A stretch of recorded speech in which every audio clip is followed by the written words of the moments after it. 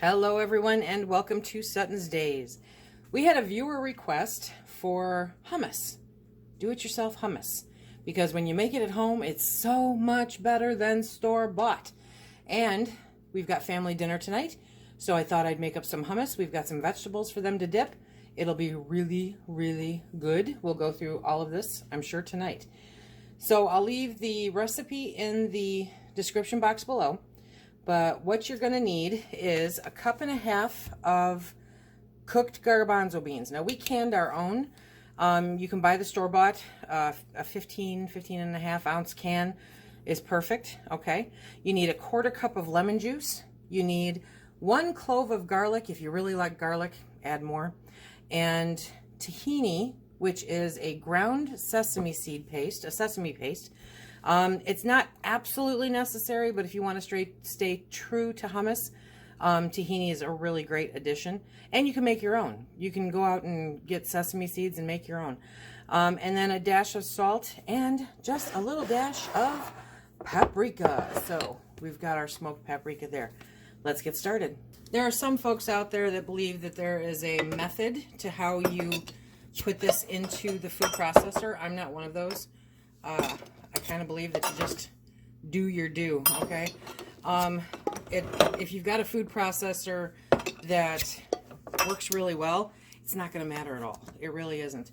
So first, we're going to put in a 1/4 cup of lemon juice. And there we go. This is actually a very important part. I've made it a couple times on accident without adding it, and whoo, does it change the flavor. Okay, and then we're going to add in a 1/4 cup of tahini. I'm going to kind of fake it here. You want to make sure, tahini is very oily, so you want to make sure that you stir it up really good before you add it. Okay, let's try to make as little mess as possible, Lise. Next, we're going to add just a little bit of olive oil and then the garlic. I am adding 2 peeled cloves of garlic in. We like garlic, you know, vampires are real. Okay, so now we are going to add in the cooked garbanzo beans. And when I canned these, I canned them with a clove of garlic in there also, but I discovered that it really doesn't add a whole bunch more garlic flavor to it, so you don't have to do that. It's totally an experiment sometimes. Okay, these are so good and so easy when you have them on hand. They beat store-bought hummus any day of the week, and it's convenient because you can make it when you want it. Now, if you decide to make your own tahini, all you need is sesame seeds and a food processor, and you grind them down into a paste like you would peanut butter, you know, and that makes some of the best tahini. You do have to store it in a freezer, though, if you're not going to use it all at once, because you can't just put it in a jar and put it up on a shelf, because seeds like that have a natural-based oil to them, and they'll go rancid. They will. Okay, so let me bring you up so that you can see what I'm doing. Okay, so I'm going to put my lid on. We're going to set this to puree, and we might do it a couple of times because I'll show you sometimes if you don't puree it enough, it remains kind of, I don't know, gritty or grainy. And so I normally run it through twice on the puree setting just so that it's as smooth as can be. Okay, now at this stage, if you want, add some salt. I normally add, I don't know, a pinch or so. Okay, because it does help bring out the flavors. Then if you want to experiment, oh, this is the stage where you add fun stuff, like maybe a little bit of cumin or some roasted red peppers or some Fiesta Ranch mix. I don't know, haven't done it yet. Anyway, okay, so we're going to run it through. Oh, let me show you. Let me show you what it looks like. So that's with the salt in there, mind you, but it's still a little grainy. So I am going to run it one more time. There you are. And then we will put it in a dish. Putting it on puree is really a very important thing because it really gives you the best product. It even, look at that.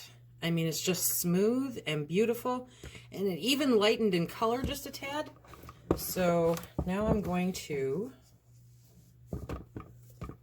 get the blades out of here. Okay. Then we're going to transfer it to a dish. Okay. And you guys are just going to enjoy this so much. I'm confident. If you like hummus at all, you are going to love how convenient and easy it is to make it on your own, and how inexpensive, especially, I mean, really, really, really inexpensive if you are canning your own garbanzo beans. It really is just pennies. Okay, so now you want to smooth it out, make it all presentable and stuff, right? Okay, then you say, well, Lisa, you haven't done anything with the paprika. Well, you're right. Okay, so a couple things first.